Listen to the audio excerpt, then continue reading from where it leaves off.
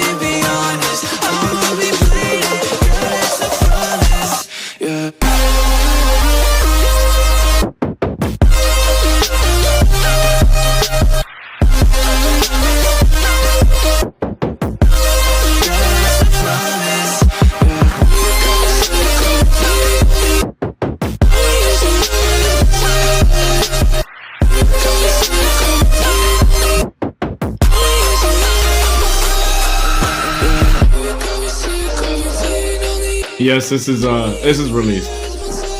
It's called Promise.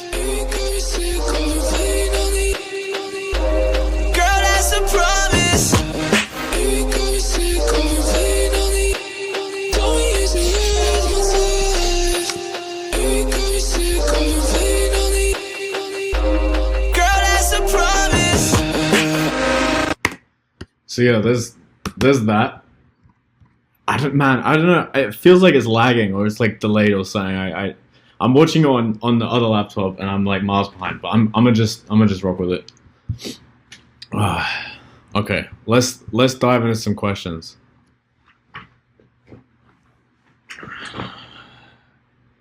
Let me see. Yeah, so there's not that many tracks on here. I mean, it's pretty basic. In terms of instrumentation, I guess is the word. Let me see. Let me show. Let's start with the drums and percussion and shit. So this is this.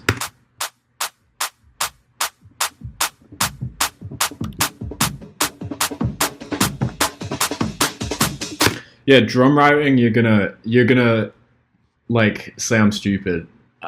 Everyone's gonna say I'm stupid for a lot of this shit that I do in both of these projects because honestly, it's super backwards. There's no like real like definition behind anything, and a lot of it is super basic, like super basic. But yeah, let me play the like drum groups all together first. So like the percussion, the tops, and then the kick and snare, just so you guys can hear.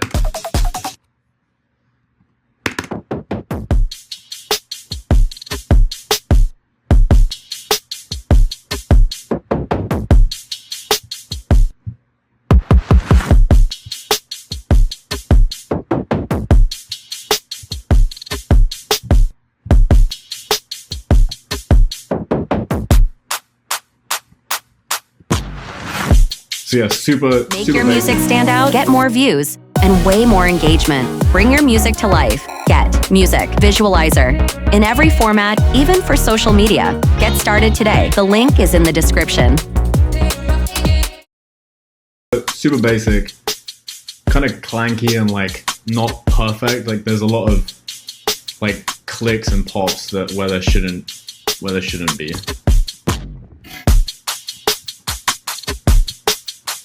But yeah, let me see what you guys are saying. Drum writing, yeah, there's not much. People always say about my snares. A lot of them are just from Splice, honestly. This one's from a pack from Origin Sound, and I think it was in a loop, but I cut it. Yeah, I cut it out of the loop.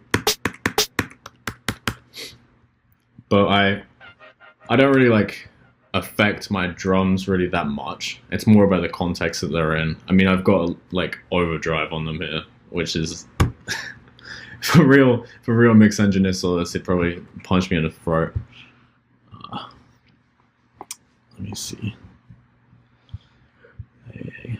What's your workflow? Do you mix as you go, or do you just lay out the idea and then mix all together? You know, I used to sweat over the mix down and do it as I went along, but it almost ruined the it ruined the entire like creative process. So what I've been doing lately, I've just been like getting the song down, getting the arrangement, getting everything in, and then making the mix and master process a bit more of its own kind of moment. And that's definitely helped with being more creative and not worrying so much about the technicalities when, you know, writing and producing. Let me see. Sidechain. Yeah, let me go over sidechain real quick. So I use a volume shaper 4. I'm gonna just tell you guys right now, it's super simple. It's a very I would say it's a harsh curve. But here, let me play everything that's in the sidechain group with the sidechain on.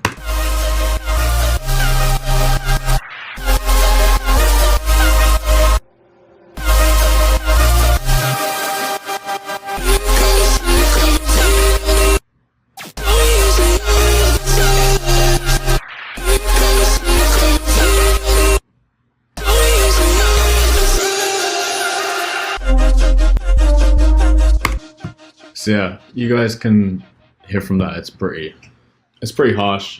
The attack is just like, and the release is quite snappy as well. I'll sometimes, you know, have a slower release if it's more of a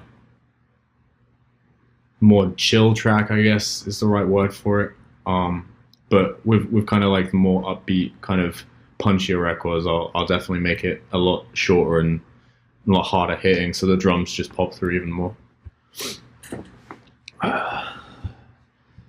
Do you start by creating a drop first or an intro? It really depends.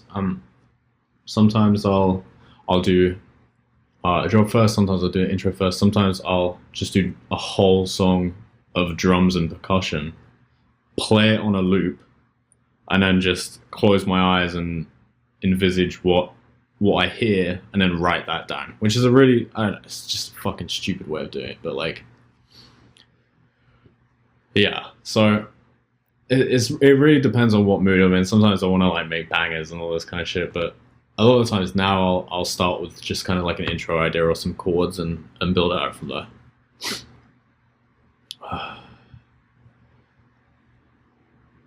Yeah, there's overdrive on kick and snare. I mean, you know, I needed to push it a little bit because the synths, which I'll dive into in a second, are also very distorted and very like fucked up. That's the only way I can describe it, is cliche and as EDM bro-y as I can fucking sound. But they're very like, they're not clean at all. So I feel like to have like clean drums with more of like a dirtier synth sound, it just doesn't really work too well.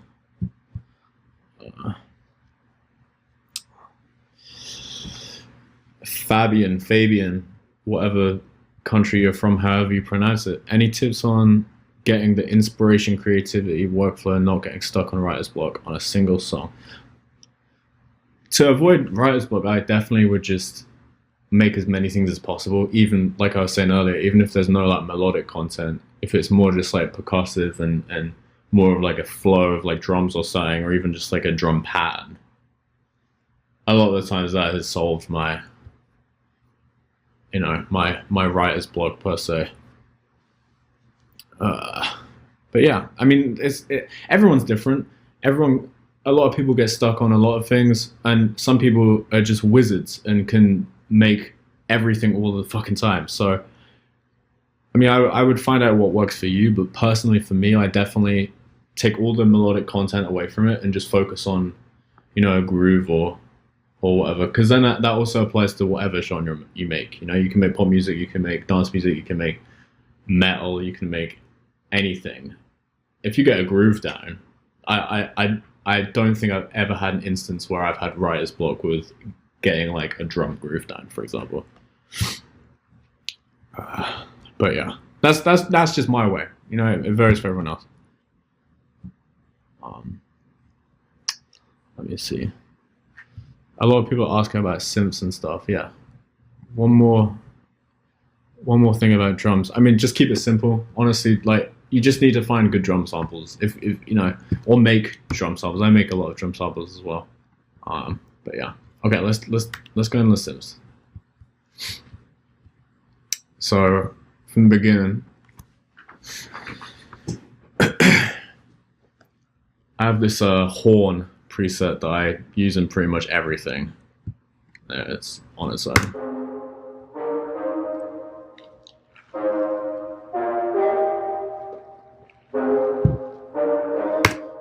And pretty much what it is the Silk Horns synth brass preset from Ableton. And then it's just got a shit ton of processing on it. So without the processing, let me turn all these off. It sounds like this.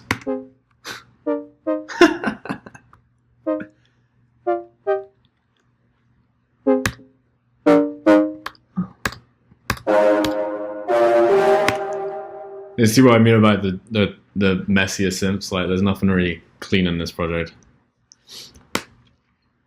I don't know. I find things are just more. They sound a bit more natural when they're a bit gritty and a bit clipped and a bit distorted. I don't really like too many clean sounds, if I'm being honest. But that's just personal preference. Everything that I say is just personal preference, and do not take it super serious. You know, just use it as like a guideline, I guess. Do you add filters and percussion to your drums after making rhythm sub, or do you do all that before? I don't really add much while I'm making the groove. I'll normally just make I know I'm going back to drums, I'm sorry. I'll normally just make the groove of like a kick and a snare, and then and then add the sub in, and then the percussive like fills and stuff all normally come last, which is a weird way of working, but I know other people do it differently. Do you resample and merge tracks a lot? Asking because I can't make a track with 50 channels only.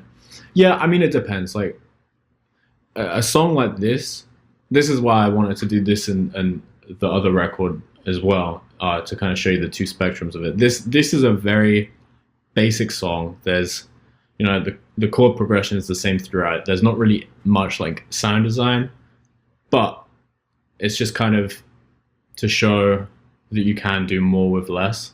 But to answer your question, I'm sorry for being sidetracked. Yeah, I do resample a lot, whether it's synths or, you know, in sound design and stuff as well. How do you go about making vocal chops? I'm gonna get onto the vocals in a sec. Let me see. What do the background atmospheres sound like in a drop? Here, I'll play the drop without. I'll mute the synths. Let's do that, and we can hear.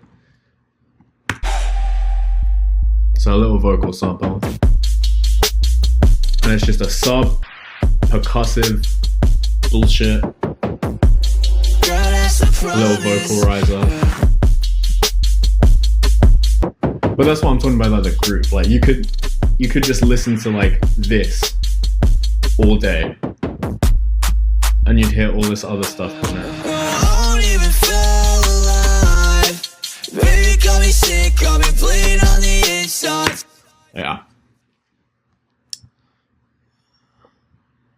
Did you write this song thinking it would go off on TikTok the way it did? I don't know, man. TikTok's a strange one. I'm a bit of a old soul, I guess. I don't really keep up with that stuff too much, but my manager told me about all the funny stuff on TikTok. So, do you have any tips for coming up with a solid groove? That's a good question. I would say coming up with a groove, you know, just make sure to not quantize everything, and to, you know, use the let me pull it up. I don't think I used it on any of this, but this here, the like the track delay, that's really cool for like swinging stuff off beat. But yeah, just because every time you put something on like a computerized beat, it just sounds so unnatural. But if you can get like a swing going, it's just, there's nothing that beats it, you know. Yeah, it's tricky. But once you get it, and you're just like, and you can't stop listening to it, and it replays in your head, and then while it's replaying in your head, you get all these other crazy like ideas. Music's so fucking weird. What are your processes when it comes to sound design in Serum? Yeah, so let me go in the Sims right now, because a lot of you guys are asking. So I'll go through each layer, solo each layer, and then we can discuss like what each layer kind of adds to the collective mix. So this is just a little guitar. I think I cut it out of the loop. Yeah, just a little plucky thing. And then this is part of the vocal that's got like LFO reverb, auto filter. It's like the Skrillexy kind of.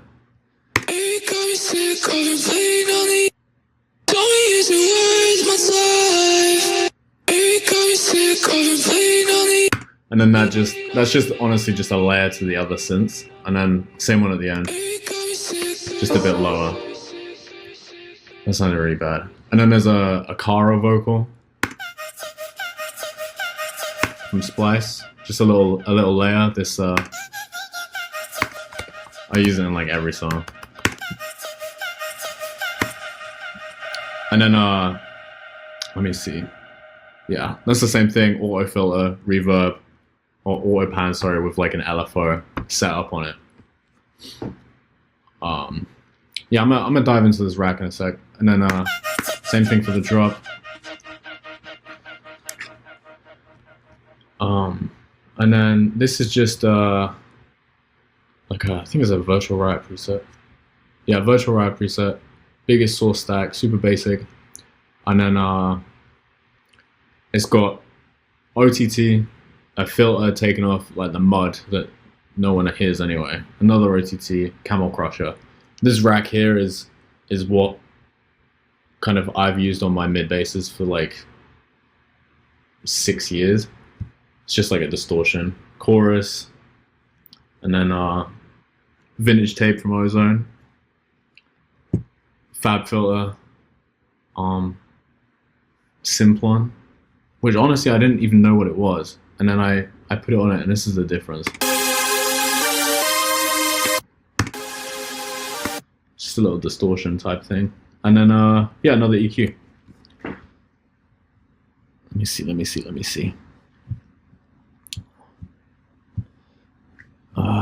Do.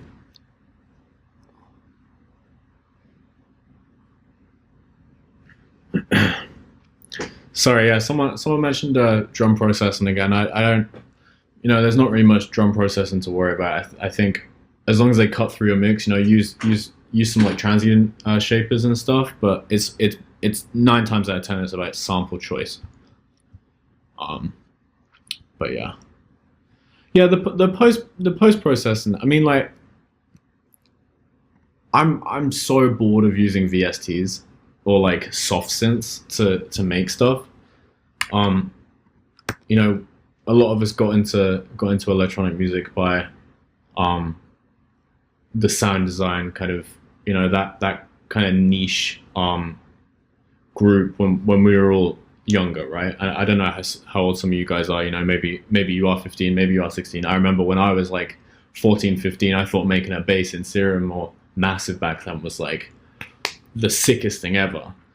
As I've gotten older, I can't really be bothered with it, and I find that if I can do most of it in post-processing, it makes a lot more of a unique sound. I always felt very limited when I was making things like primarily in FMA or Massive or Serum. I just felt like everything started sounding the same, but then I started keeping the patches very simple and then doing a lot in post, and it would almost take it to another level. But yeah, it's a super weird like headspace and like a whole creative direction kind of change, because a lot of people, like people like Cohen Sound and Mr. Bill and stuff thrive in the sound designy kind of stratosphere, and they fucking kill it. But yeah, just for me at least, I kind of grew up a little bit away from that with the newer records, Yeah, the Thinking About You sample is so sick. I use it in the other record we're gonna go over as well. You can automate that track delay. Yeah, automate the track delay for different groups on synths, on drums, on hats. It works really well on hats. I think that's one of the crucial things. Just try and make it as human as possible, because everyone can do the computer music stuff. Like when you get a natural swing to it in synths, percussion, like effects, anything, like, it just really makes it real. Let me see. What gives you the most inspiration when you're beginning a new track? I don't know, really. Inspiration is a weird thing. I think you've got to find your own inspiration. A lot of people find it in like traveling and stuff. I find it in when I'm in the shower. Like, this project is called Melodic Shower Chord Idea. But yeah, I don't know. Like, my mind works in a weird way where things just come into my head, and I'm lucky enough to be in a position where I can always just bust out a laptop and write it down. But some people find it in traveling, in hanging with friends, and watching television or going to live concerts and stuff. It just happens to me in a weird way. I can't explain it. Do you splice a lot for drops? No, I try and stay away from using melody loops too much, if any. I use them a few times if I'm a bit stuck, but I'll always try and expand it to something more than just using that, because there's been so many instances where people have used the same melody loop or whatever, and people say they stole their track and so stole their track and blah blah blah blah blah blah. So yeah, I just try and stay away from that and just use it as like a good foundation. I guess it's the same kind of thing as sound design. You make your very basic patch in your VST, use it as a great foundation. If the foundation sounds good, You know, you take it further by adding more to it, kind of disrupting the melody, maybe distorting it, adding filters, blah blah blah, and reversing it and things like that. So I think that's the most important thing that you can do if you're going to use melody loops, at least.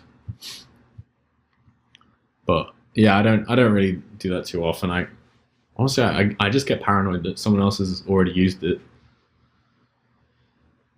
For having the drums cutting through, do you layer the samples, or would it be a single awesome sample? I think a lot of the times it is a single awesome sample. I think you've just got to do the digging and find a great kick sample, a great snare sample, and there is a ton out there. But definitely use a transient shaper, because whenever I download stuff off Splice, it's always like a bit too smooth. I like it to be disgusting and like proper clippy.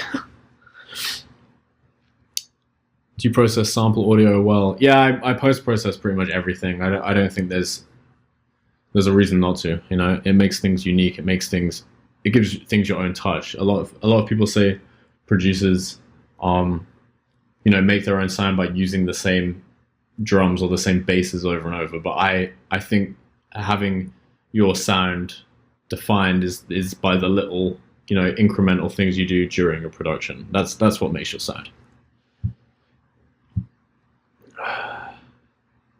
Thanks for signing my tiny skateboard when you play Tucson. That was fun.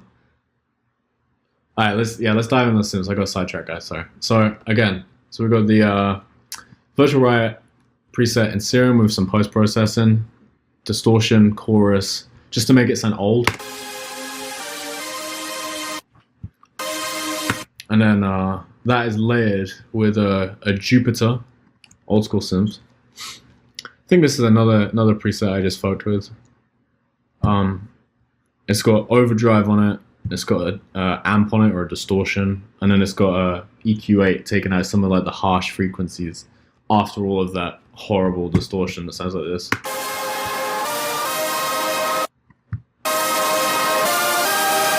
So really shitty, really not great sounding sounds. Like, it's not like the best. This is, I believe, the same thing, just with the LFO on it. It's just a one note kind of bounce out, and I chopped it up and then put this post on it. I think it's the same one. Yeah.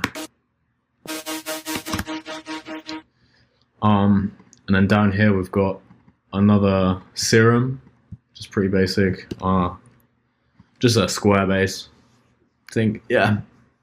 This preset is the best thing in the world. Bass and then BSOD square bass. So good. And it's just you put a bit of distortion on it, a bit of OTT. Sounds great. And then all of it together.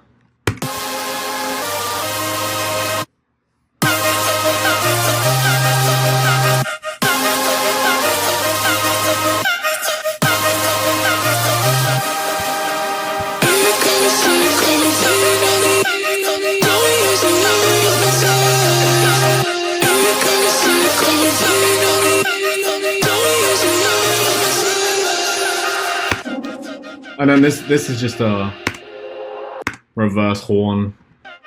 It's a bounce of this horn, and I just reversed it to just make it lead into the verse a bit more. Yeah, and then on the group we got pretty basic again. We got this washout. It's like a reverb filter thing that everyone and their mother uses. We got EQ8 doing more filter action. I don't really use auto filter. I think it's kind of shit. Sorry. I just kind of automate the EQ to do the sweeps and stuff. I like that I have more control over it. And then another EQ, cutting out the lows, 130 hertz. Anything under that is pointless to have, whether it's not a sub or a kick drum. I think it's just, that's where I cut it. Sometimes I'll even go up to like 180 if I'm feeling like a fucking loser. And then Fletcher Munson preset. This is a lifesaver. I can't remember where I got it. It was on someone did a production tutorial and I watched it on YouTube. And pretty much just cuts out all the frequencies that hurt your ears. So yeah, I find great use in this on especially if I'm stacking a load of OTTs and distortions and everything. Like this is super useful, where I don't have to like pull out a de-esser or do something different. It's just a quick fix, I guess. It's quite lazy, but you know, whatever. Yeah. Do you bust your reverbs and delays? Also, any processing on those reverbs and delays? No, I don't bust them. I normally just do them all on the channel. I don't particularly like having like return channels if that's what you're alluding to. I'll honestly, if it becomes too much, I'll just automate the track on and off to cut the the delay. So like here you can see, I'll turn this back on. It's not going to do it because it's soloed, but yeah, I'll just automate the track on and off as opposed to automating two like return channels down the bottom. I find that a bit too like boring for me. I don't know. Your CPU must be nuts. I got the I think it's the top spec MacBook Pro. It's not that great, but whatever. The name of the rack to reduce harsh frequencies is called the Fletcher Munson EQ. Yeah, I'll write it in the chat. Hold on. EQ. There we go. No, I wrote it in the chat. It is really useful. Yeah, Brock got it as well. There's I think you can download the ADG online. I mean, you're gonna see who made it. I can't remember whether it was like Virtual Riot, Mr. Bill, Haywire, or someone made it. But yeah, it's super useful. It's really interesting to read up on, actually, like how those specific frequencies like hurt your ears. It's a very good read. Oh, there you go. Sean is coming with it. Sean is in with the goods. What do you recommend for writing and grouping tracks specifically for drums?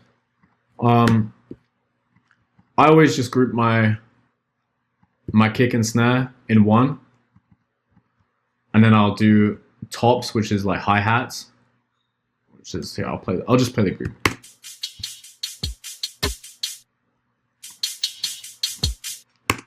Tops in there, and then I'll do like percussive elements, some more of like the lower frequency stuff like toms and build-up snares and claps. And they'll all be in their separate groups, kind of thing. But yeah, and then vocals. Actually, let me see. One who left me with nothing stuck in my head. No, I do not want it. Tell me you mean it, baby. Be honest. I'ma be bleeding, girl. That's a promise. Yeah. Super simple. How do you make your drum sound so punchy and tight? Is it mainly sample selection or post, even the combination of both? I honestly, for drums, the most important thing is what is around it and sample selection. So if you get great samples, you touch them up a bit. Like a good sample doesn't even really need to be EQ'd, in my honest opinion. You focus more on what's around it. If you can create enough space for that sample, and that sample is like smashing, like it sounds great, and you have all the EQ on the synths around it to make sure that drum sample pops through, plus sidechaining, that's the holy grail. You can't do much better than that. Whether you make the sample or you find it on Splice or whatever. A lot of my drums are from Origin sound packs on Splice, from the decap packs, and what other one? There's like this tape cut kit as well that is super good. But yeah, it's all about context. Like you can have a great drum sample and a shit synth over the top of it, and the drum sample is going to sound shit. So it's all about context and giving your drum samples like space to breathe.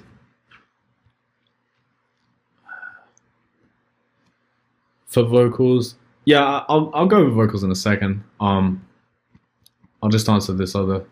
So sub bass, yeah, there's a super simple sub bass. It's literally just a serum. plain serum, basic shapes, initial patch, no processing whatsoever. I had a corpus on it,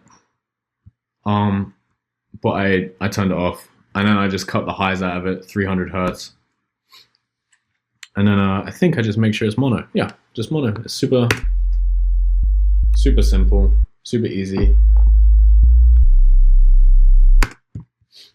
and then that's just following the root note of the chords. So here, I'll play it.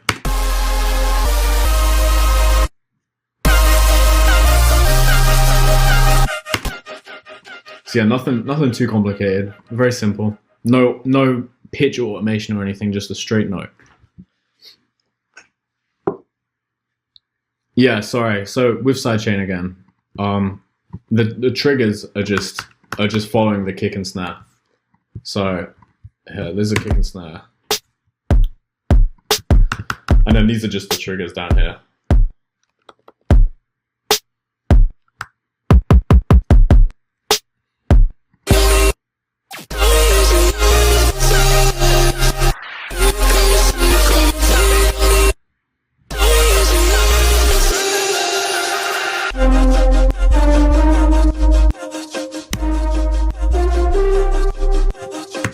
Super simple, super easy, not really conventional. Yeah. Sorry if I'm like repeating things and going over things again. You know, I just want to make sure all our bases are covered. Do you have an order in which you process your sounds? No, I just, honestly, it's like throwing pasta at a wall. I just kind of dive into it and hope for the fucking best. But yeah. Balancing your kick and sub, yeah. So honestly, on this project, it's probably not the best because this is all fucked up. But here, let me balance out my kick and my sub. Hold on one sec, and we can take a look at the waveform real quick. Let me see. Let me sample.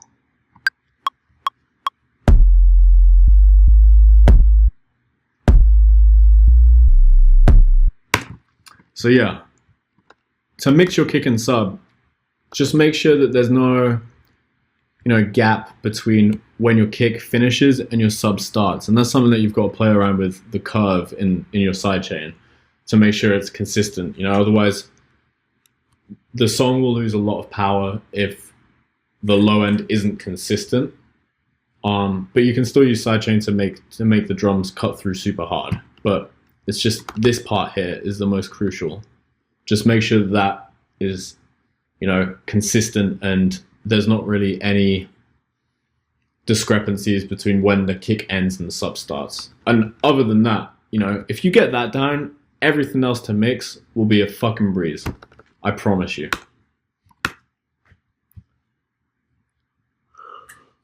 But yeah, and Fox Stevenson taught me that 6 years ago in a hotel room in Paris. Fun times. But yeah, you can use like oscilloscope or Sutton, but like honestly, I just resample it and just look at it. Like if you've got enough CPU, then you can do that and just look at it in real time and just keep doing it and adjusting the curve in Volume Shaper or LFO tool or whatever to just make it run smooth and consistent.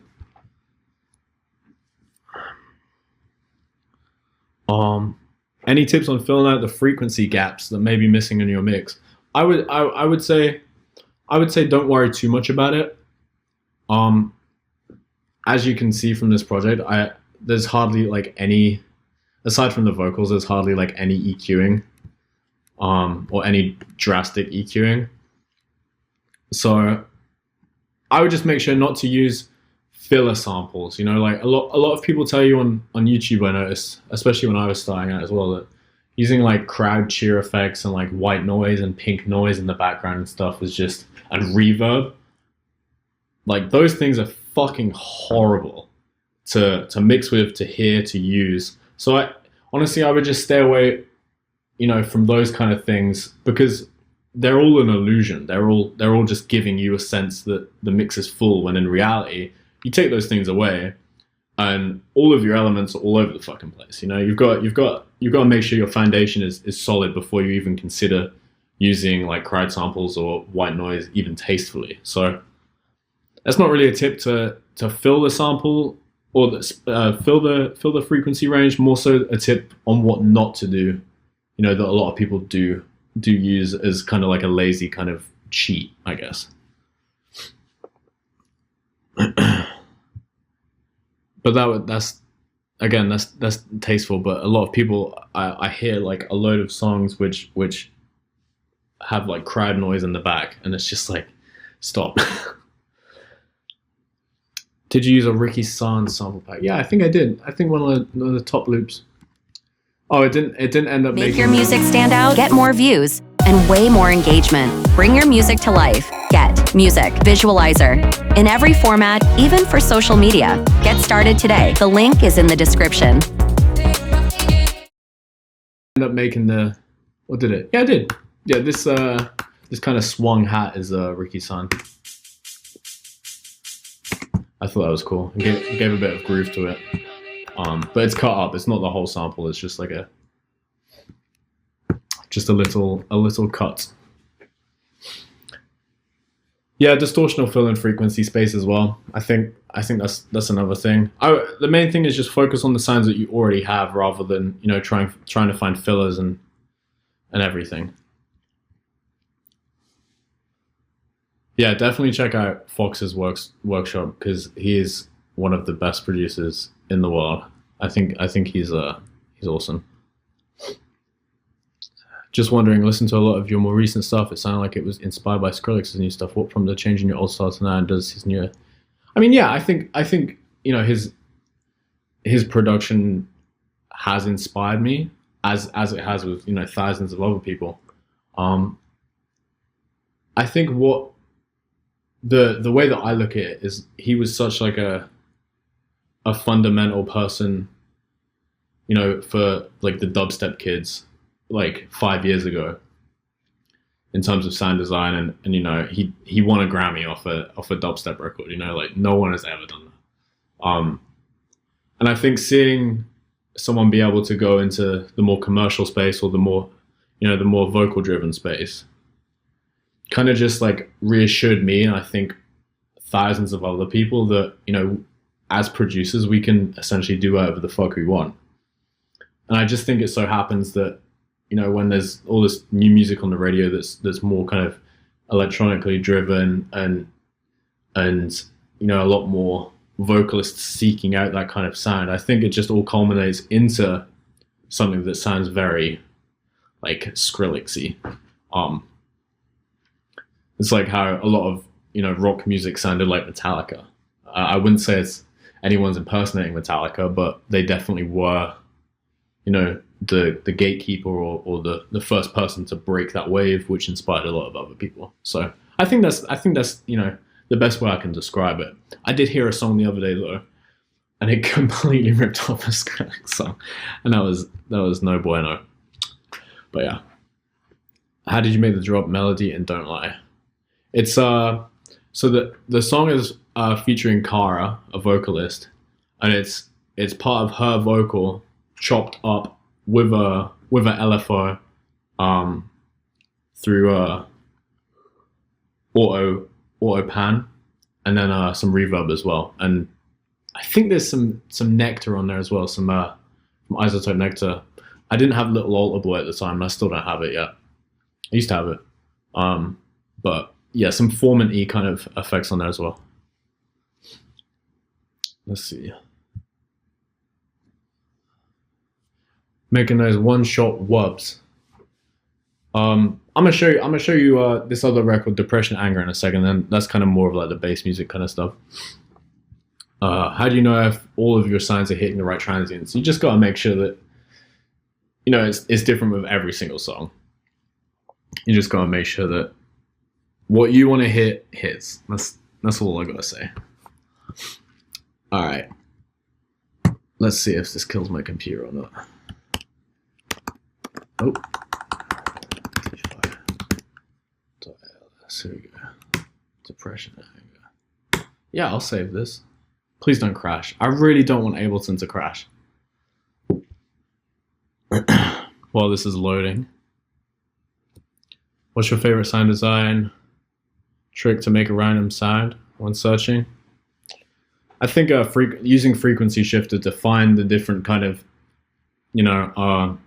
tones within one sound. I think that's a super cool trick. Yeah, I have a license for Little Lollipop Boy. I just haven't bothered to install it. I'm too fucking lazy. How would you go about starting a remix for someone, and will you be doing any remix competitions? I think remix competitions are a bit of like I don't know. I think they're cool, but I would much rather just put the stems on Twitter, which I have been doing, and just just let people have fun with it. I would start a remix by listening to the original track and just finding elements of the original track that I really enjoy, and then essentially making a new song with it. I think that's the best way to do it. If so, what techniques do you use? I assume. Yeah. Dimension expanders, same thing as crowd effects and everything. I kind of just stay away from it, honestly. But yeah. Here, this is the second song. Depression, Anger. More of a dubstep kind of vibe. I'm gonna play through the entire song. And then yeah, we'll do the same thing again.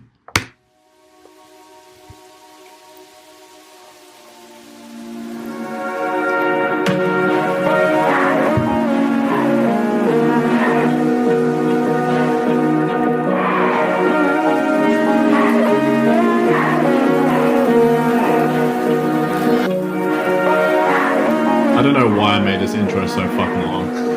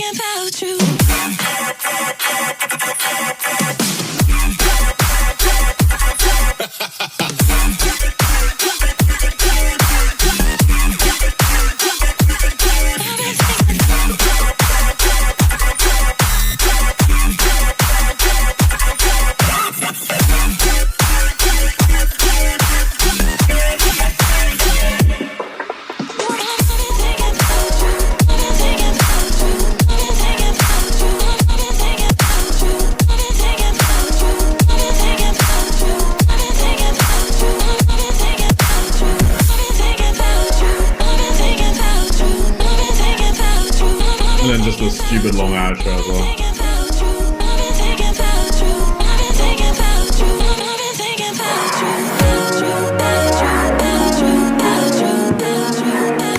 There's this vocal at the end. I wanna get a pet kangaroo, so when people try to rob me for my shit, they pull up to my house and they see a damn kangaroo with some boxing gloves on. And they're like, fuck that shit, let's bounce. Like, damn, is that the kangaroo from Tekken? Is that the kangaroo from Tekken? He gonna knock my damn block off. Riveting stuff. Alright, let me dive into this chat again real quick. Let me see. Is there a way to get those stems without having Twitter? Yeah, I'm probably gonna put them out on Instagram or something. Maybe sort out a page on my website where you. Yeah, that's a sick idea. I'm gonna put a page on my website, tisoki.com, and I'm gonna put all the stems on there, so you guys can just dive into it. This intro though. Let me see. What monitor speakers do you use? I use Barefoots, and then I've also got Avantone mix cubes. And I have KRKs in the cupboard, but I don't use them. Yeah, that's Darby Minesweeper. Is that the kangaroo from Tekken? Yeah, this Minesweeper. My boy. How do you create the flow in the drop? Nah, okay. I just drank so much Starbucks tea. Drop flows. The way that I like to, and this someone asked about the Millennium remix. This is the same thing. The way that I like to envisage it is if I can jam it on a guitar, like a riff, like it's almost like a metal breakdown. I don't know. I play guitar, so I'm like I think that it's like the same thing. It's yeah, as long as I can like play it on a guitar and like put the guitar on a drop D and I can just like shred the fuck out of it. That's how I normally do it.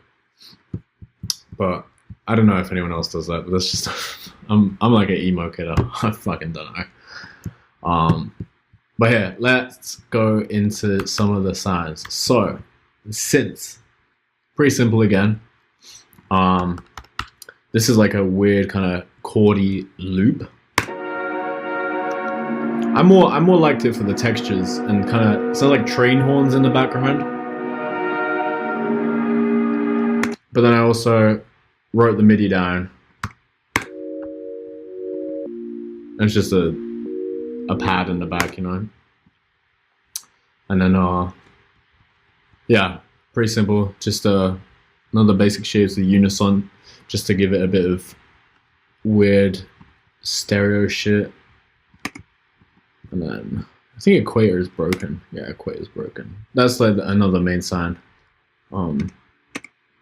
But equator is the VST that comes with the Roly keyboard, the like touch sensitive keyboard kind of thing.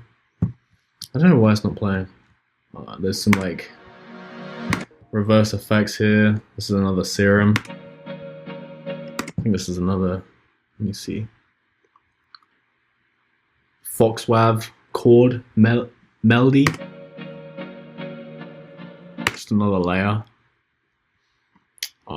Equator again. Oh, this one's working. Just a horn or a brass, I guess.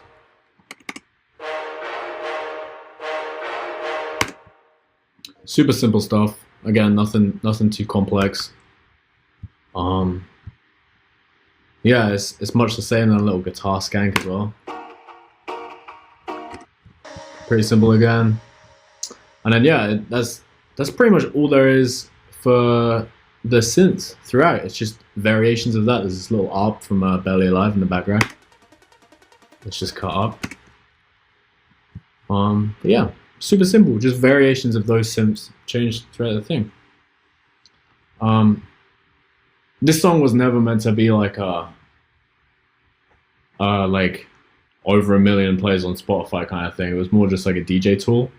And that's actually the reason why it's pretty simple, is because it was just meant to be like, I literally just made the drop to be the first song that I played in my shows. And I guess I just ended up turning it into like this dubstep track. I mean, doesn't really do much for me in terms of musicality and creativity, but you know, it's still a cool song. But yeah, let me jump in this chat. Minesweeper is scheduled for next week. Oh, show us some guitar skills. Yeah, I'd love to show you guitar skills, but I tried to order a guitar, and I'm left-handed, so it's a lot harder for me to get a guitar. But this whole COVID thing is happening. I'm waiting on like a lot of orders from Guitar Center as well. Let me see. Where'd you get your Sierra presets? I mean, it's kind of all over. There's a lot of them are just like sent to me. A lot of them, like me and my friends will make together. A lot of them, like, kind of just, there's not really any one specific place that, you know, I get them from. It's more like a collaborative effort. You know, if a friend has a cool synth or a cool lead or something else in the preset, if I make a cool bass or whatever, I'll send them the preset. It's kind of just open source like that. But yeah, and then so yeah, I'm gonna play it with like the synths and with like the mid bass, so you can hear like the other shit going on.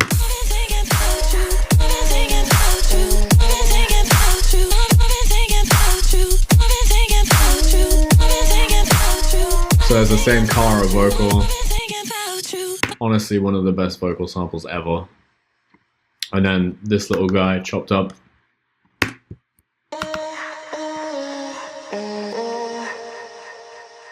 Stretched and reverbed and pitched. I wonder what it sounds back up. Yeah, I don't like that. And then this obviously just little bounced reverb here. Well, lad, from what them some pussy will hype up themselves. Which boy can drop blood clot? That's fire. It's such a good sample. Again, the swag preset, as me and Ray call it, OTT Camel Crusher. Well, lad, from what them some pussy. That's with it. Well, lad, from what them some pussy will hype up themselves.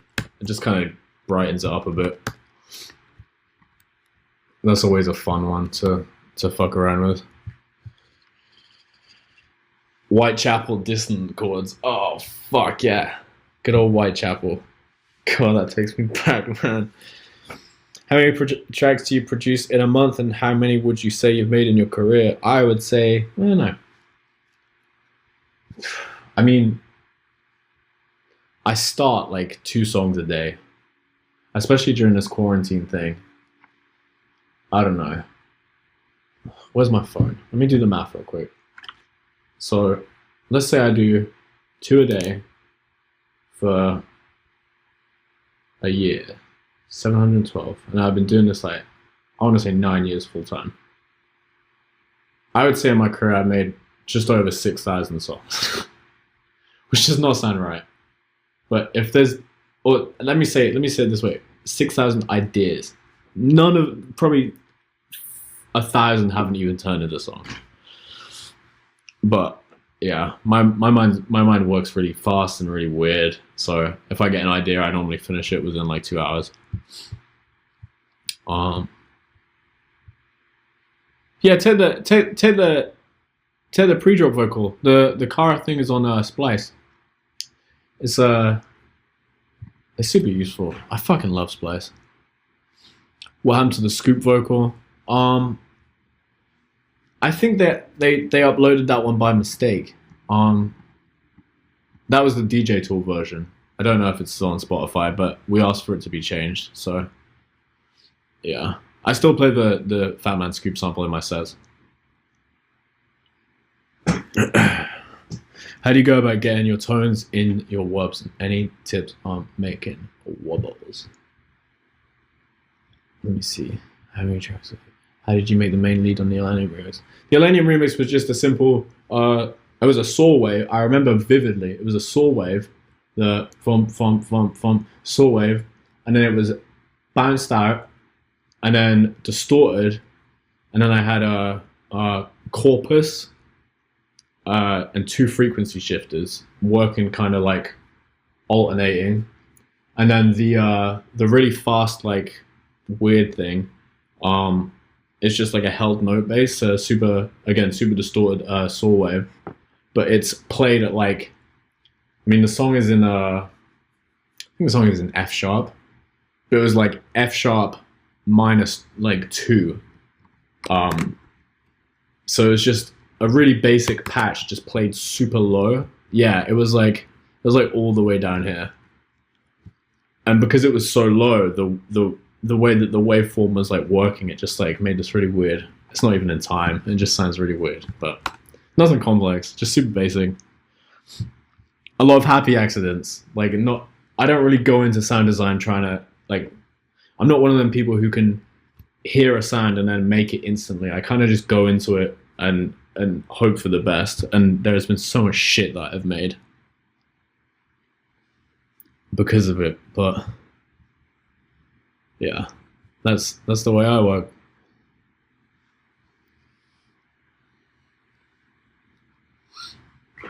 Let me see. How do you balance life and music? I don't know. Music is my life. I have my 2 dogs. You know, I have a great partner. She's awesome. That's pretty much what it is. I just sit and make music all day. How do you balance sound design and music composition? I have so much trouble focusing on both. I think sound design should be separate. I think you should have like 1 or 2 days of like if you're doing music full time, I think you should have like 1 or 2 days a week where you just sound design and you get all the kind of geeky impulses out of your head, and you dive into everything and you learn new VSTs and all this kind of stuff. Just do that, bounce it all out, and then the rest of the time you really just want to be focusing on writing like more meaningful songs, better chords, like recording or trying to find a vocal and things like that. At least that's what I would do, unless you want to go down to Mr. Bill Cohen sound lane that we talked about earlier. But I would just set a specific time to just make a load of weird shit out of context and not try to do sound design when you're already in the song, because that just leads in a feedback loop of like making something and then changing the whole song, and then you change the whole song to fit the bass, and then you change the bass to fit the whole new song, and then it's just like, and then you just delete it. I think it's a deadly cycle. How long did it take you to make razor blades? I would say like a day or 2. It actually took longer to record the vocal than to make the song. So when you're laying down your ideas, do you throw samples or whatever in as a placeholder? Yeah, I use a lot of placeholders. Not to like steal shit from other people's songs. I think that's pretty whack. But I'll definitely use like kind of a shittier sound that I want, and then I'll have the feeling in my mind. I'll be excited to go back into it and change it into something better. I think that gives me a great kind of drive on it.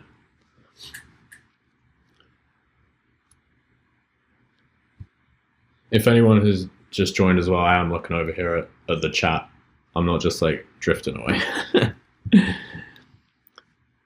But yeah, I enjoy just laying down ideas and just like jamming on it, getting up, turning the monitors up loud, dancing around my studio, just like having a good time with it. And then the geeky stuff I'll dive into. Can you go over your patch designs and how you come up with such amazing rhythms? Thank you. Yeah. I'll do that in a sec. Let me just jump over some of these. Do you have any core rules as far as making a serum patch? Just keep the serum patches simple. I don't think you should overcomplicate it. And personally, I would never use that much of the serum effects. I find them to be a bit like plasticky. And I always just use Ableton's default ones as opposed to the internal serum ones. Let me see. Bouncing it out. Do you mean bouncing it out from MIDI? Yeah, I think if also if you get a good core sound in MIDI, bounce it to audio, and audio is so much more fun to manipulate and mess with, and you have more of a visual representation of the sound. I mean, speaking of which, here's some here. Like this here is so much more appealing to look at than just this fucking line. I don't know, and you can see the sound, you can see the way it moves and everything, and it's so much easier to do pitch bends in audio as well, namely here as well. So that's just my preference. I have no idea how Cohen sound do it, bro. Damn, they got Cohen sound. Good job, Alex. Did you cut the master on razor blades? I asked you this a lot of times. I would love to know some more details. Define cut cut the master, like, did I do the mastering myself? If so, yeah. Yeah, let's go in this bass stuff. So this is pretty much I'm gonna play the drop just by itself.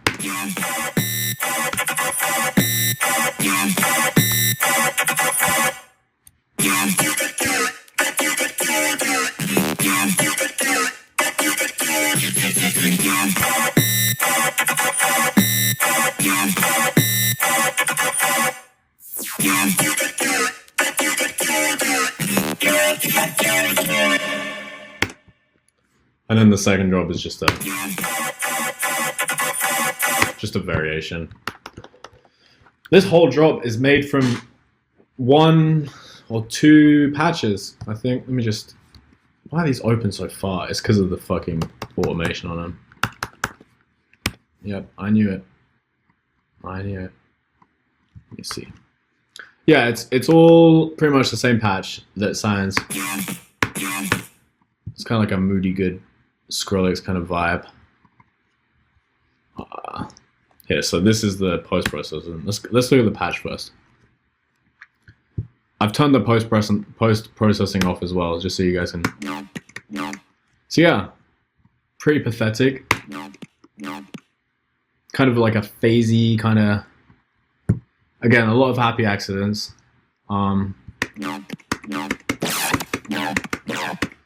This was ages. I made this in start of 2018, I think. So I wasn't quite there yet with the whole not using the serum stuff, because I think this sounds kind of shit. But you know, it's whatever. So you got a little distortion.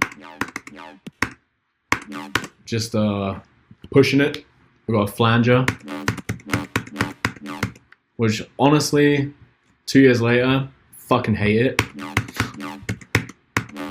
Why does it sound like the process? Yeah, you can't even really hear it with the with the processing. But I digress. We got a compressor, just a multi-band, boring ass compressor, and then I turned the chorus off because trying to mix a sound with chorus on it is a nightmare. Fuck, where does this macro go? Yeah, it's just super simple. It's just the distortion. Weird. Why would I automate the distortion frequency? Anyway, basic shapes. FM from B. You know, dubstep kiddies unite. Super basic. What are you guys saying in this chat over here? What's your opinion on the new faceplant? I used faceplant for a day and then got rid of it, honestly.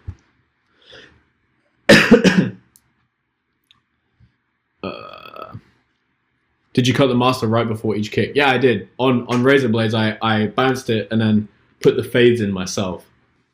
Made it super clean. There is also always this debate whether to volume automate the master or not. I have a feeling what you might say, but what are your thoughts? I think in longer drawn out songs like techno and songs that are like longer than 5 minutes, I think it can be a really effective tool to kind of build and drop suspense. In faster tracks like dubstep and trap and like even like bass house and stuff, it just needs to be like slamming the entire time. And I feel like you can make a lot more of an impact with you know, very minute selective EQing and making sure your levels are good, as opposed to, you know, automating a master volume. I feel like, again, that's just another kind of quick trick, you know, much like the crowd noise and stuff. But, you know, it works for some people. I'm not knocking it. What's your workflow? Do you start with a drop, with an intro, or do you compose everything first before sound design? I know that gets tough with dubstep. I always end up with an amazingly mixed mastered 10-second section that I can't build off of. Yeah, I know what you mean. I approach like dubstep kind of differently. I'll get the groove of the drop 100% every time, and then I'll build a whole track around that. Sometimes it turns into something, sometimes it doesn't. But if it doesn't turn into something, I'll bounce out the sounds and then use them in another song. But yeah, so that's that. And then the chat and everything is a little delayed, so I'm gonna keep going, bounce back to the chat, keep going, just so I make sure that I get all your questions, because I don't want to miss out on anyone. But yeah, so back to the patch. Super basic. And then post processing, we got comb filter, which is the kilohertz one. Great bundle of plugins. Here, I'll do it one by one so we can actually hear the difference.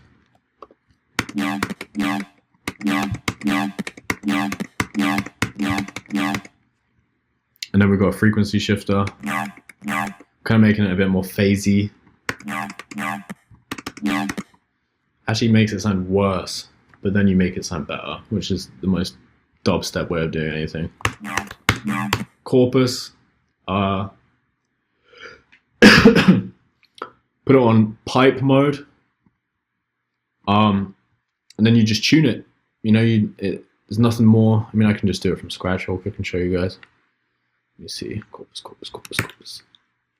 Yeah, drag this in,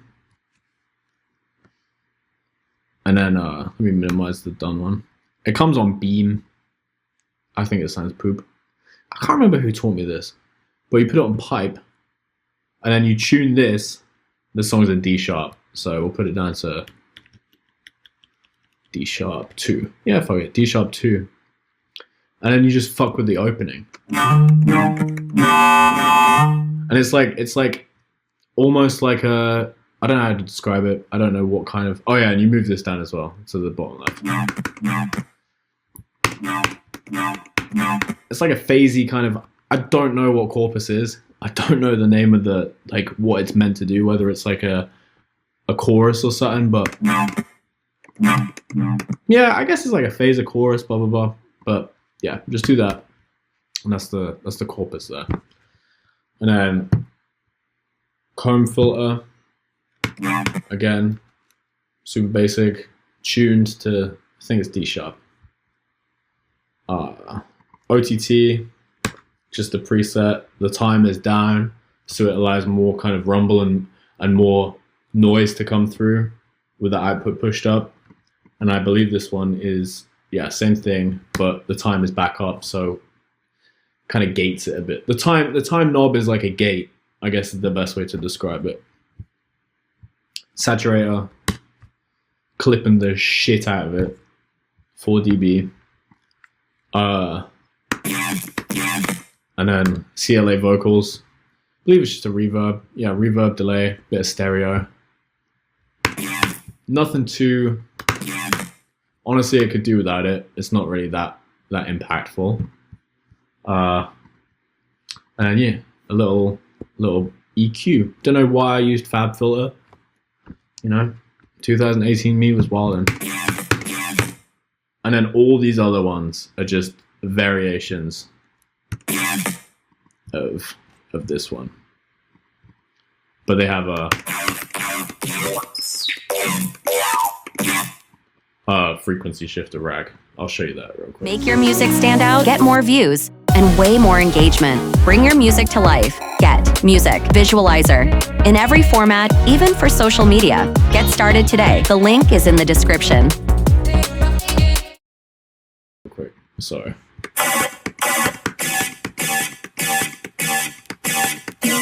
It's literally just a ton of frequency shifters, all working in conjunction with each other, all of the same thing.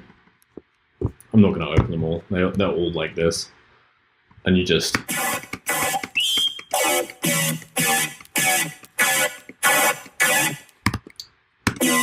Yeah. Little LFO.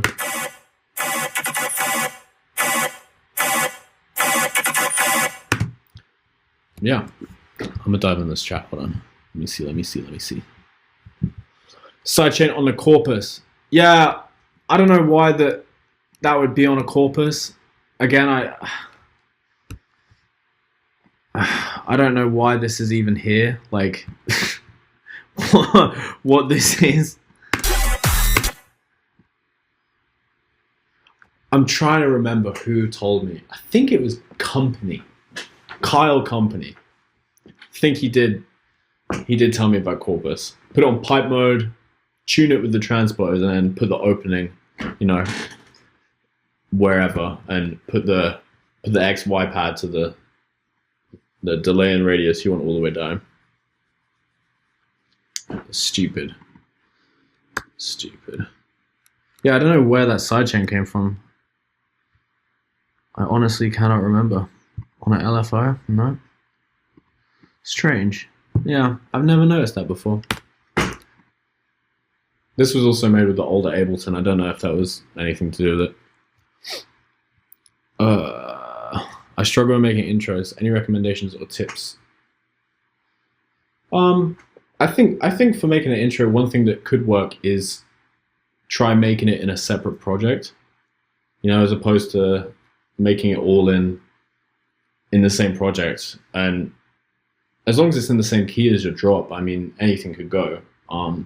So personally, I've done it for like so long that I'm just so used to just doing it in the same project. But saying that, I definitely would advise to, make something more melodic in a different project, just so you have a fresh mind and you're not feeling like it has to tie in with the other thing. A lot of songs that I've done have been two projects merged together, and they ended up sounding really cool. So that's what I would, Mac Gonzalez, I would give you that advice. I would say, try writing the more melodic stuff in a separate project, and even just forget about the drop. Just make sure it's in the same key. Ableton calls Corpus a virtual resonator. Yeah, fuck, I don't know. What would you say are the biggest differences stylistically between 2018 you and now? I would say stylistically, I would gravitate towards using top lines and vocals more now. I feel like there has to be a bit more of that, emotional connection to a song for me.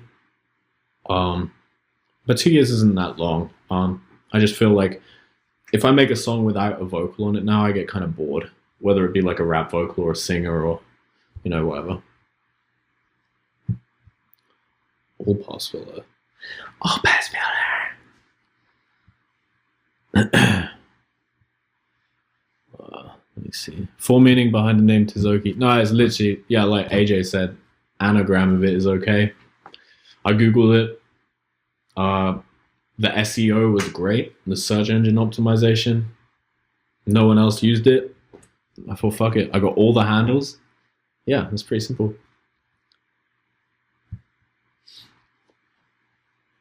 Fire top lines. I actually work with a couple of writers for top lines and stuff. It's definitely a long process trying to find different vocalists and stuff, but yeah, it's a collaborative effort. But yeah, anyway, these basses, yeah, it's all the same bass. This is the same one. It's just bounced out with transpose on it, a little bit of pitch automation, little down scoop, and then yeah, this is the same square bass preset with the OTT on it. Just a little theme. And then this is just a pretty standard Yoi bass, basic shapes, downsample distortion, swag bass patch on it again, the OTT Camel Crusher. The preset on the Camel Crusher is British Clean. If anyone wants to emulate it, just make sure on the two OTTs you put your time to 1,000 on both, so it gates all the noise off it. Yeah, that's the drop basses. It's honestly super simple. Super simple. Just all about the flow, automation, and not overcomplicating it. You know, you want something that's call and response, and you want something that's catchy and that you can kind of hum to yourself. As like basic as this song is, I mean, I'm not trying to big it up. It is a DJ tool essentially. But yeah, can the fine tuning on the frequency shifter change the key of the sound, or is it just when you change the actual frequency? It can change the key of the sound. I think you've made a good point that I forgot to mention with that, because this note is on F and it's playing, but the key of it is actually D sharp. So let me just open a blank serum real quick, just to key match it.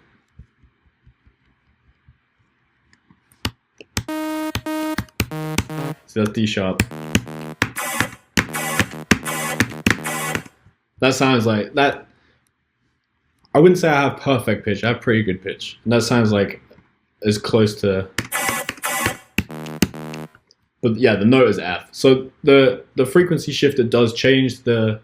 I guess it's more the timbre of the note, but you can just counteract that with changing it on the piano roll, you know, which is annoying because if you want to copy that over to make a sub bass pattern, you know, it's going to be in a different key, but hey ho, the sacrifices we make for dubstep.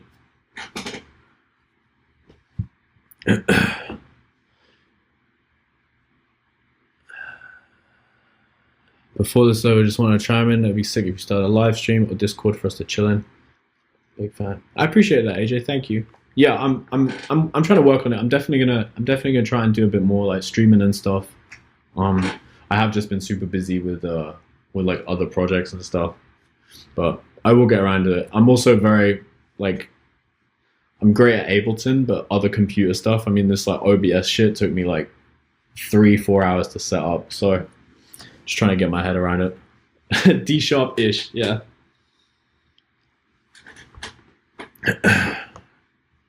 Yeah, call and response, Alex, kind of goes back to the whole like guitar jamming riff breakdown thing.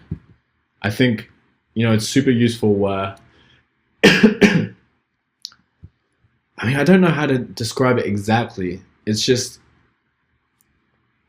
you hear one sound and you imagine what the next sound is going to be, and that I can't describe it. Someone give me a better example of how to describe it, because I know what I'm trying to say, I just can't put it into words. But anyway, it just makes a pattern flow better. I mean, like, you've got this 4 bars here.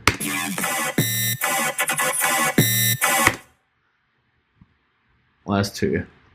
But you got, and then this following afterwards.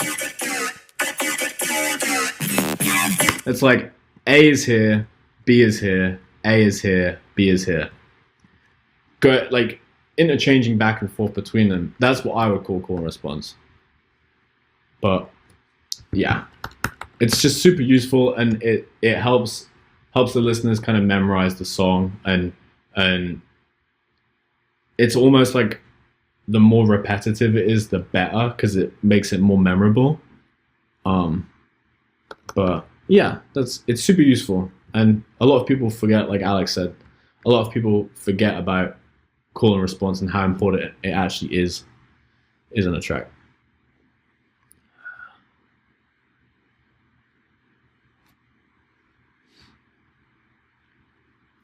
Can you go over the build with the toms that you have, because yours sound like somebody's playing it when I do mine? They sound so robotic. Yeah, let me dive into it real quick.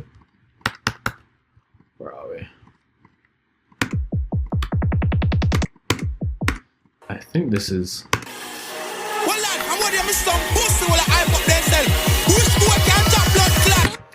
I don't think there's any toms in this build up.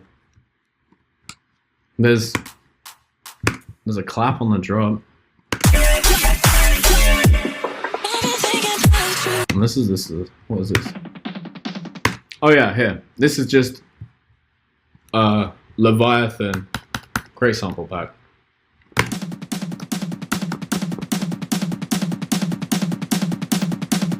But I've made a filter sweep in the EQ again. Nothing too complex. I pop themselves. Which boy can drop blood clot? I've been thinking about you. Yeah. Super simple. Yeah, a lot of people are scared about repetitive, and a lot of people think that they have to, you know, make some like out-of-worldly, super crazy track, and that's super cool. But I don't know. For me, at least, if someone has a good groove and like is catchy and stuff, that's definitely more appealing to me than to some track that's like, you know, it's like listening to pop music and comparing it to orchestral music. You know, it's a big difference. I don't know what I'm talking about. I'm not an expert. Yeah, chopped up samples. Yeah, literally just the Leviathan.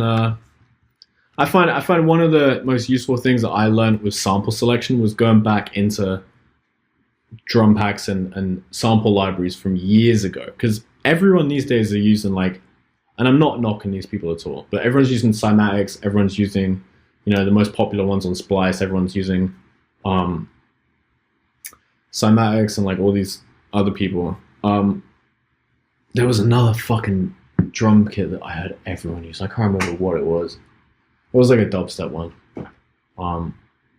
But the most useful thing that I've been doing is going back into sample libraries from like 2012, 2013, like the old Vengeance ones and Leviathan, a lot of the Black Octopus and Loop Masters ones even, and kind of just revitalizing those samples that no one even remembers anymore.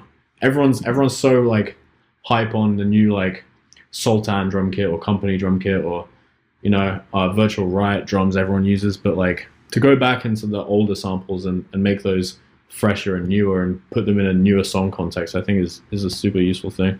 Yeah, VR drums. Everyone uses Valentine's drums, but they're great. Don't get me wrong, they're awesome. It's a weird balance to achieve, trying not to be too repetitive and an oversaturated sample selection. Yeah, it's a very fine line. Yeah, Vengeance Crash is a fucking sick.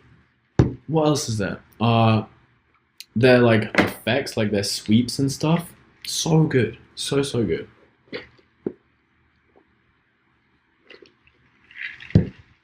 But yeah. Alright. I think that's yeah, let me show you the drums real quick. Speaking of drums.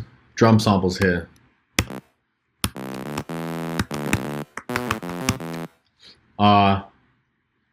It's just like this kick, and then a phase one rhythm like kick clap. But I didn't like the sub layer of it or the kick layer of it, so I just cut that out with an EQ and then put my own kick underneath it, and then pretty simple stuff. This is the drums all together.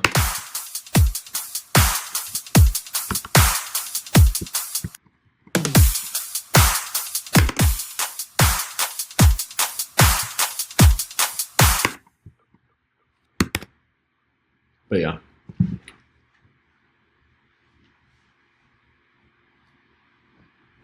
Let me see. Show us something unreleased. Damn. I wish I could. I'm not allowed to though. I've got like some really cool big stuff in the works that I can't talk about, but it's with an awesome label and I'm super stoked on it. Yeah, I'm gonna drop my promo email in the chat. Here we go.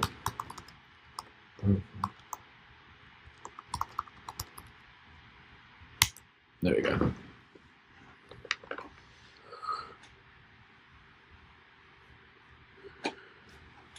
But yeah, I think that's it. Unless you guys have any more questions, I think I think the main takeaways that I would stress is keep it simple. Don't like overcomplicate it, and try not to take too many shortcuts with like crowd effects or white noise or, you know, reverbs. I would use reverb very sparingly and creatively, and don't just drown everything in it. I mean, I did in this song, but this is from 2 years ago. It sounds like shit. But yeah.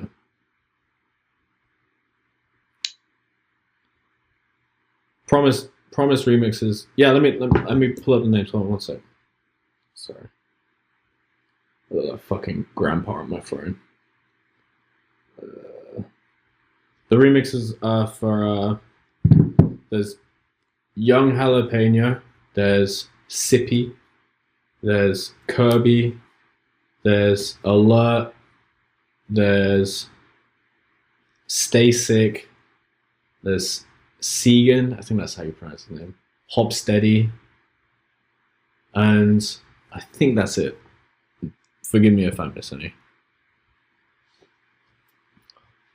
Yeah, I got a load of stuff. I got a load of stuff coming out. I've been making so much fucking music. It's unbelievable what this has done to my workflow, not being on the road. Do you have any tips for sample selection and sound design when collaborating with other artists? Do you try and find a middle ground all the time, or is it just best to have best of both worlds approach? I think if you come up on a common idea with a collaborator and then kind of add your own flair to certain parts of it and let them add their flair to certain parts of it, I think that's the most efficient way to make a collab. Otherwise, you're going to do all the work, or they're going to do all the work, and it's going to... I've released collabs where I've done all the work and the other person hasn't really done anything. I'm not going to name anything, but it just feels like my song, you know?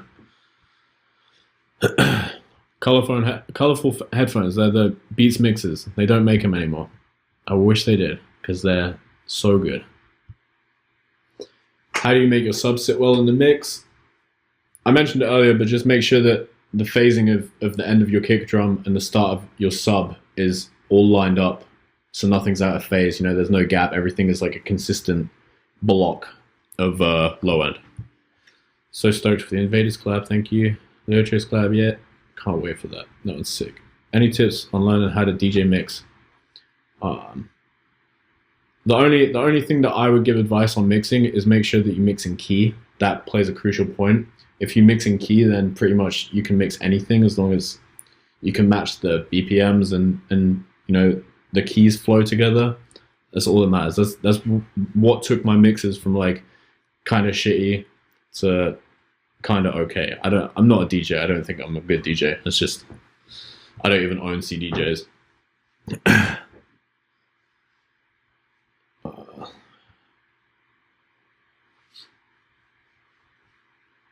Let me see. What's that ARP sample which you use in almost all your tracks? I don't use an ARP sample in all my tracks. I used a Barely Alive one in this one.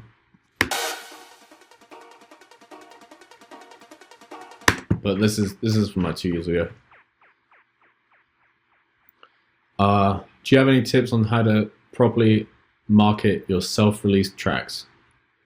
I would say just send it to, you know, as many people as possible. Get all your friends to hype it up. You know, build your own kind of little community around it. And yeah, don't spam people. Send it to people. You know, be courteous, be nice. Don't be aggressive with it, and just be honest and be like, be as hyped about the music as you want other people to be, and other people will be hyped about it. And then from there, just organic growth will happen. Any advice for building relationships with labels, or your experience with your first interactions with some of the labels? My relationship with labels kind of tends to go back a while. Like Never Say Die, for example, I've known for like so many years. Dim was more of like a recent thing where like they kind of approached me. I think I could be wrong, but it was more like a management kind of like your people will talk to my people kind of thing. Yeah, just building personal connections with the A&Rs, with, you know, I'm good friends with like the Monster Cat A&Rs and people like that, and just, you know, never burn a bridge and always be respectful. Don't be a pest. And I think, you know, people, if you make good music, which everyone has the ability to do, then they'll take notice of you, and that if you're nice and you're courteous, they'll remember you, and they'll give you the time of day. Whereas if you're a complete arrogant prick, then no one's gonna listen to you no matter how good your music is.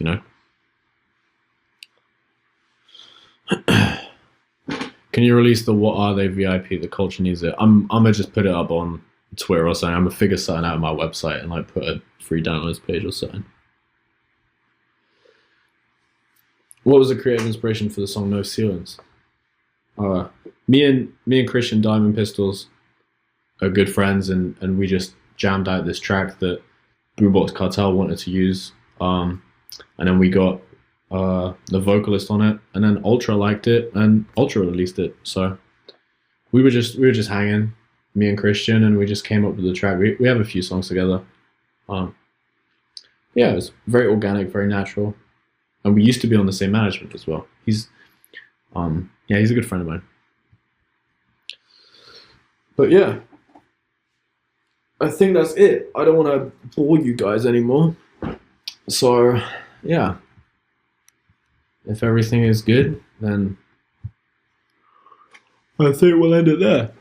My dog just got out of surgery, so I'm like a bit antsy to see her. She just got spayed for the first time, my little puppy. So yeah. Real quick, one more. Yeah, Portal. Portal is sick. I love Portal.